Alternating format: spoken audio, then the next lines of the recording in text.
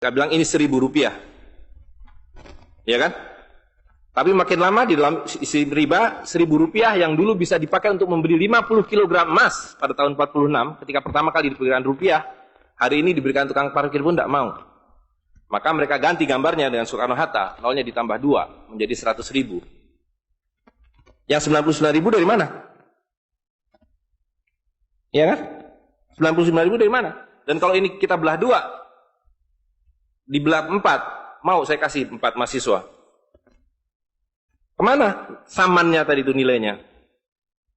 Ya, ini seperti sihirnya Fir'aun yang menjadikan tali sebagai ular. Nah, orang Amerika bilang, pedagang Amerika, saya juga punya kertas sendiri, namanya greenback. Tapi kertas saya punya 10.000 kali lipat dari kertas saudara. Jadi kalau Bapak Ibu sekalian, adik-adik pergi ke Washington sana, ke New York, bawa uang 100.000. Belum tentu mahasiswa punya uang 100.000 kan? Harus bekerja 2 hari untuk mendapatkan uang 100.000. Pergi ke Washington, saya mau beli Coca-Cola 1 botol. Apa mereka bilang? Apa mereka bilang? Ini kertas funny. This is funny paper. Gak laku. Tapi siapapun datang ke Ternate dengan $100, you punya cengkeh, berikan pada saya. Saya mau beli, you punya Coca-Cola, tapi saya minta 1 truk. Apa yang kita lakukan? Kita berikan Coca-Cola 1 truk, karena mereka bilang, mereka bisa yakinkan kita, selembar kertas mereka 10.000 kali lipat dari lembar kertas kita. Dan mereka bilang, kita punya kertas tidak laku, mereka punya kertas laku di seluruh dunia. Betul nggak? Dengan cara itulah seluruh cengkeh Ternate habis. Pala Ternate habis. Seluruh kekayaan Ternate habis, hanya diganti dengan byte komputer. Dengan cara itulah kemiskinan dan pemiskinan dilakukan oleh para bankir. Jadi banking is crime. And bankers are the criminal. Dengan sihir ini. Ya. Nah, dan ini baru satu fase. Saya minta satu tahap lagi untuk menjelaskan dengan uang kertas yang sudah merupakan kezoliman ini, ya, itu menjadi berlipat ganda zolimnya melalui banking system, di mana ini digelembungkan. Kalau tidak ada bank, kalau saya punya uang 100.000 dipinjam oleh Ustadz Nur, maka uang saya habis.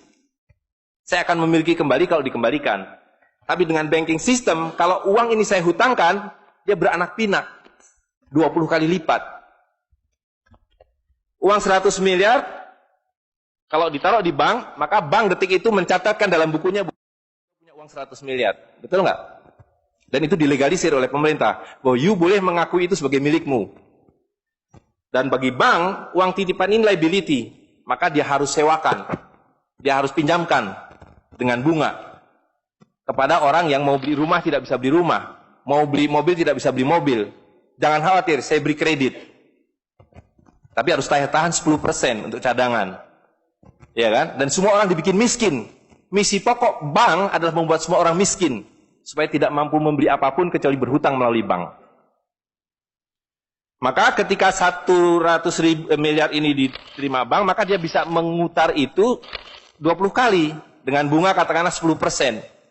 Maka dia akan mendapatkan dari bunganya saja 180 miliar. Jadi kalau bank bilang saya ngasih bunga hanya 10%, dia akan dapatkan 200%.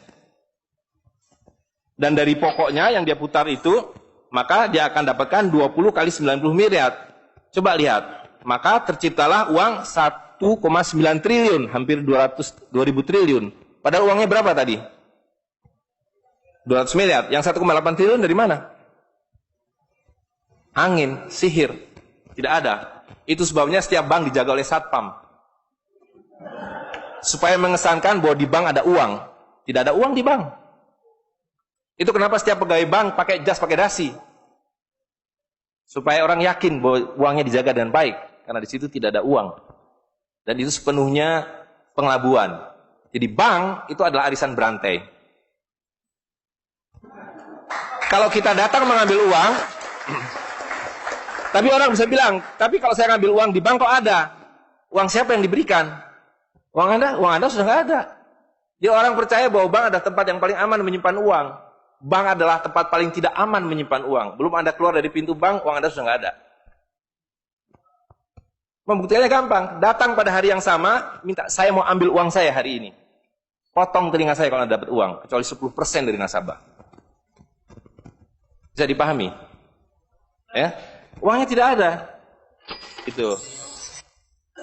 Nah, tapi yang perlu dipahami adalah akibatnya. Kalau kita tadi punya uang 100.000, di sini ada satu handphone, maka berapa harga handphone ini? Ceteris paribus kata ekonom. Maka harga handphone ini ada 100.000, ya kan? Tapi ketika ini digelembungkan menjadi 2 juta, sementara sumber daya alamnya tetap, berapa harga handphone ini? Menjadi 2 juta. Dan itu mereka bilang inflasi. Jadi inflasi adalah kebohongan.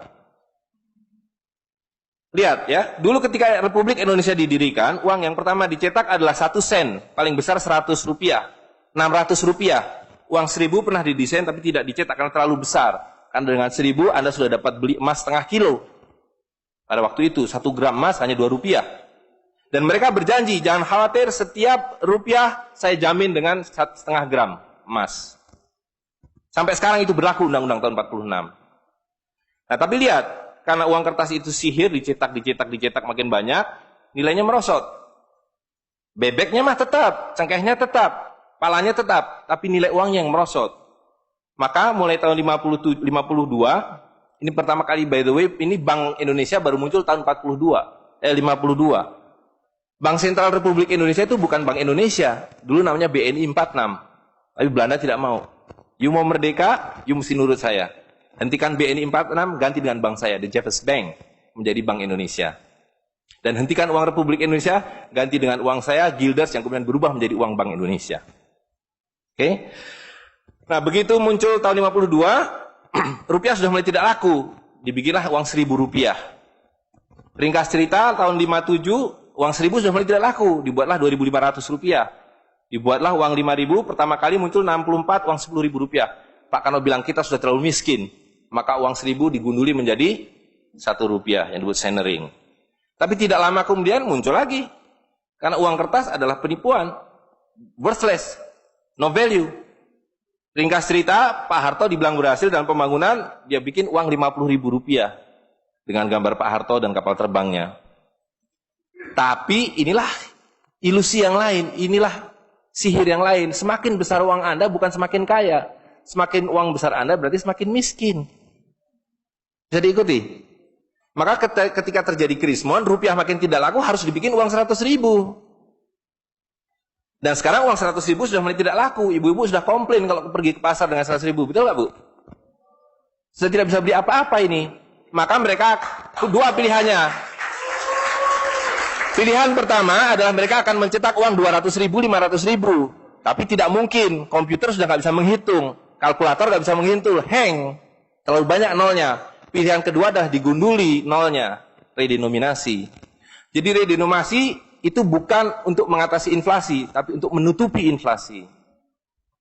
Jadi itu adalah pengelabuan di atas pengelabuan, di atas pengelabuan, di atas pengelabuan. Gitu. Ya. Jadi secara real, uang 100.000 ini dulu ketika Pak Harto masih berkuasa, menjelang jatuh itu, kalau dibelikan telur, dapat 50 kilo. Masih ada yang ingat gak, Bu? Kalau ibu-ibu ingat pasti. 1 kilo telur harganya 2.000 rupiah. Begitu Pak Harto jatuh, dibilang ini gara-gara krismon, uangnya sama. Walaupun ini belum ada waktu itu, karena ini masih 50.000 aja udah besar waktu itu. Uang yang sama dengan telur yang sama, tiba-tiba dibawa ke pasar, saya mau beli telur. Bu, hari ini tidak dapat 50 kilo lagi. Hari ini cuma dapat 13 kilo. Karena daya belinya, telur sekarang 7.500. Dan hari ini, kalau di pasar Ternate berapa, Bu, harga telur sekilo? Hari ini. Di Jakarta 20.000. Dan telurnya sama. 1 kilo itu isinya 16 butir, 17 butir, 18 butir. Uangnya sama. Tapi hari ini kalau dibelikan telur hanya dapat 5 kilo. Kemana yang 45 kilo? Itu yang mereka rampok. Itu yang mereka rampok. Dengan melalui apa yang mereka sebut inflasi. Tapi sebenarnya dengan cara penggelembungan uang. Kertas yang terus-menerus nilai. Nah, satu lagi Pak ya, saya minta ini karena ini penting sekali. Ini penting sekali. Nah, sistem zalim ini kemudian difikskan dalam satu sistem politik yang disebut nation state pada level global, kan judulnya kan globalisasi uang. Jadi negara bangsa itu diciptakan oleh para bankir pada abad ke-20. Jadi waktu Indonesia merdeka, Singapura merdeka, Malaysia merdeka, Afrika merdeka, itu bukan kemerdekaan spontan, tapi didesain. Didesain karena kalau dulu mereka mau merampas cengkeh orang Ternate, mau merampas kepala orang Ternate, dia harus bawa serdadu ke sini. Dia harus ambil cengkeh dan palanya. Repot kan? Maka dengan menciptakan uang kertas, mereka tetap bisa mengambil cengkeh orang Ternate, mengambil pala orang Ternate tanpa harus kirim serdadu di sini. Dan karena itu saya kasih merdeka. Tapi satu mesti bikin bank sentral, kedua pakai uang kertas. Supaya saya tetap bisa membeli 1 barel minyak Anda dengan harga 4 sen dolar. Karena mencetak uang ini biayanya hanya 4 sen, 500 rupiah. Ya, jadi berapapun harta yang kita punya bisa dibeli dengan cara itu. Nah, lalu tadi saya sudah ceritakan uang kertas itu dimunculkan bersama dengan konsep negara nasional plus hutang negara. You boleh merdeka tapi you miskin. Rakyat penyakitan, rakyatmu bodoh. Tapi jangan khawatir, saya punya uang. Sekolahkan rakyatmu, bikin pembangunan, saya kasih hutang. Ya kan? Nah, jadi tugas pemerintah itu, republik, adalah satu, mengambil hutang dari bank, menghabiskan utang itu, melalui apa yang disebut APBN. Lalu dulu mereka tanya, jadi bagaimana saya membuat APBN? Jangan khawatir, sekolahkan anak-anak pintar kamu ke Berkeley, ke Chicago, ke Harvard. Mereka dididik untuk membuat pembangunan. Lalu dikasih paket hutang, dan diajari, kalau nggak bisa, kirim konsultan seperti John Perkins dan sejenisnya. Lalu ada satu pertanyaan, bagaimana kami membayar hutang kami kalau begitu? Mereka bilang, you punya 200 juta rakyat, pajaki rakyat kalian. Pajaki rakyat kalian. Kalian punya pala, punya cengkeh, habisi hutang kalian. Karena you membayar hutang, kalau kita hutang 5 miliar dolar setiap tahun, apa mereka kasih berkoper-koper dolar? Apa yang mereka kasih ke kita? Mereka hanya mengetik di komputer 5 miliar dolar, ting, masuk ke Bank Indonesia. Nanti Bank Indonesia tinggal kirim ting ke Bappenas, Bappenas ting ke departemen-departemen itu. Tapi ketika kita mau membayar hutang mereka, bisa kita mengetik di komputer 5 miliar dolar, ting, dibayarkan ke Bank Dunia? Nggak bisa, you mesti punya devisa. Dari mana kami punya devisa? You mesti beli dolar kami. Caranya tebang hutan kalian. Habisi boksit kalian. Habisi mineral kalian. Betul nggak? Nah, jadi itulah yang terjadi di dalam sistem Fir'aun sekarang ini. Bahwa pemerintah itu didesain hanya untuk mengambil hutang dari bank, menghabiskan melalui APBN dan proyek, kemudian memajaki rakyat. Karena itu pajak semakin hari semakin tinggi, semakin banyak, semakin tinggi, semakin banyak. Gitu. Nah, jadi kalau digambarkan seperti ini, ya kan? Wilayah domestik nasional itu adalah demokrasi. Supaya kalau 5 tahun harus ganti. Kalau ada presiden, ada perdana menteri yang tidak nurut pada para bankir, out. Tapi para bankir tidak pernah berganti. Mereka turun-temurun, perusahaan swasta, anak beranak pinak. Ini kira-kira hanya 400 keluarga di dunia ini yang menguasai seluruh sistem keuangan dan politik. Jadi kita ini sekarang utangnya tiba-tiba sudah 2.100 triliun. Padahal tahun waktu Pak Harto jatuh itu utangnya hanya berapa? 50 miliar dolar. 500 triliun. Sekarang sudah 2.000 triliun. Dan begitu kurs dolar berubah, utang kita nambah. Gitu. Dan BI tidak pernah memenuhi janjinya. Karena tugas pokok BI adalah menjaga stabilitas kurs. Tidak pernah bisa. Dan tidak akan pernah bisa. Apapun yang dilakukan karena memang tidak ada nilainya. Gitu. Nah, jadi sebagai penutup, maka apa yang harus kita lakukan adalah membalik seperti yang mereka dulu lakukan. Yang mereka dulu lakukan adalah mengambil emas dan perak dari orang tua kita. Mereka lebur menjadi batangan, dia simpan di berangkas, dan kepada kita dikasih toilet paper ini, kata Mahathir Muhammad. Maka yang harus kita lakukan sekarang sebelum ini jadi apa? Oncom. Lebih berharga oncom. Tukarkanlah menjadi emas dan perak, menjadi dinar dan dirham, dan kemudian gunakan untuk muamalah. Karena Nabi sudah mengatakan akan datang satu zaman di mana semua yang kamu miliki tidak ada harganya, kehabisan nilai, kecuali dinar dan dirham, kecuali emas dan perak. Jadi kalau dilihat, ya dolar dalam dinar atau dinar dalam dolar dalam 10 tahun terakhir 2004 itu cuma 54 dolar. Hari ini sudah di atas 250 dolar. Dan lihat, menipunya uang kertas ya. Kalau kita pakai untuk menyimpan naik haji, kalau Anda menabung dolar, maka tiap tahun naik. Saya sudah hitung ini, dan ini valid sekali. Naik setiap tahun itu 3,5%. Kalau Anda menyimpan rupiah, setiap tahun naik 5%, nggak nyampe-nyampe. Tapi kalau Anda menyimpan dinar, maka dia akan turun 8% setahun. Jadi tahun 2000 naik haji butuh uang 21 juta rupiah. Kalau dinar butuh 71 dinar. Tapi hari ini kalau mau naik haji butuh hampir 40 juta rupiah.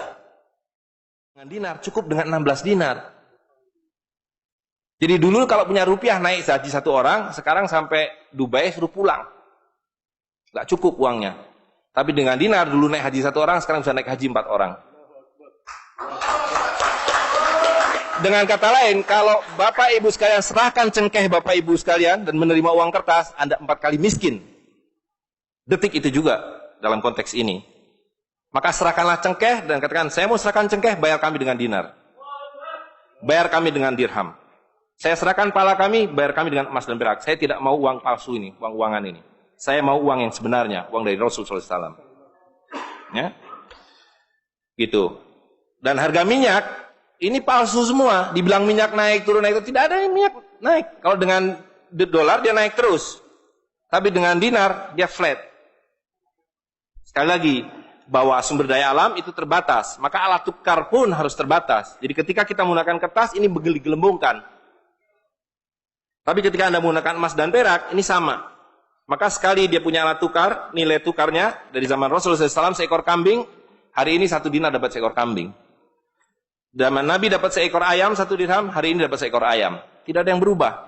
Sekali lagi pemiskinan itu adalah dibikin oleh sistem. Dan tadi sudah disampaikan bahwa dari tahun ke tahun, di dalam slide yang sebelumnya dalam penjelasan itu, bahwa dinar dan dirham itu selalu dicetak oleh para sultan. Jadi lihat, ketika para sultan berkuasa, para sultan berikan emas dan perak pada rakyat. Para sultan kemudian disingkirkan, diganti oleh para bankir, emas dan perak mereka ambil, diberikan kertas. Itu yang terjadi dari abad ke-19. Maka alhamdulillah pada hari ini kita melihat bahwa kesultanan sudah kembali dengan dinar dan dirham.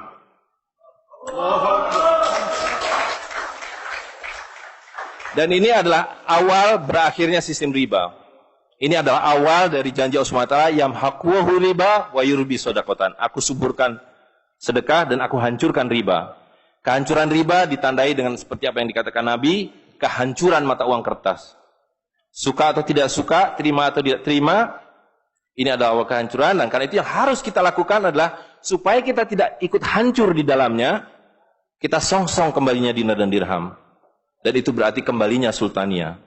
Dan Ternate adalah awal dari kembalinya dinar dan dirham dan sultania bersama dengan Kesultanan Cirebon, bersama dengan Kesultanan di Sulu. Jadi sekarang sudah ada 3 sultan yang mencetak kembali dinar dan dirham. Dan ini akan mengawali kembalinya dinar dan dirham di seluruh dunia. Jadi kalau pada abad 15, abad 16, abad 17 bangsa Ternate sudah sampai ke Madagaskar, sudah sampai ke negeri atas angin di Spanyol, maka pada abad 21 kembali Ternate sampai Spanyol. Ternate sudah kembali sampai Afrika Selatan, sudah sampai Eropa melalui dinar dan dirham yang berlaku di seluruh dunia. Orang Amerika tidak bisa mengatakan emas saya 5 kali lipat dari emas saudara, tidak bisa. Emas kami dari Ternate sama harganya dengan emas kalian. You 1 dinar, kami 1 dinar. You 1 dirham, kami 1 dirham. Itulah keadilan. Ya. Jadi karena itu Bapak Ibu sekalian, yang terakhir sekali saya ingin sampaikan, dinar dan dirham yang kita bicarakan ini tidak ada artinya kalau berhenti hanya di dalam ruangan ini. Dinar dan dirham harus segera berkemerincing di kota Ternate. Dan Anda semua yang harus memulainya. Tadi 2 orang sudah menyatakan diri sebagai relawan jawara, jaringan wirausahawan dan pengguna dinar dirham Nusantara. Maka dalam waktu sebentar, insya Allah di Ternate, dari 2 orang ini akan menjadi 2.000 orang yang menggunakan dinar dan dirham. Ya, dari 2.000 akan menjadi 200.000. Seluruh penduduk Ternate menggunakan dinar dan dirham. Dan Kanjeng Sultan dari beberapa waktu yang lalu sudah mulai membagikan zakat dalam dirham. Jadi di Ternate itu sekurangnya sudah ada 1.000 orang memiliki koin dirham yang dibagikan oleh Sultan. Dan itu adalah awal. Ini baru awal, dari kembalinya Islam dan berakhirnya kedzaliman. Jadi sekali lagi Bapak Ibu sekalian, marilah segera ya ular-ular Fir'aun itu kita akhiri dengan cara yang sangat mudah, yaitu kita mentaati perintah Allah SWT.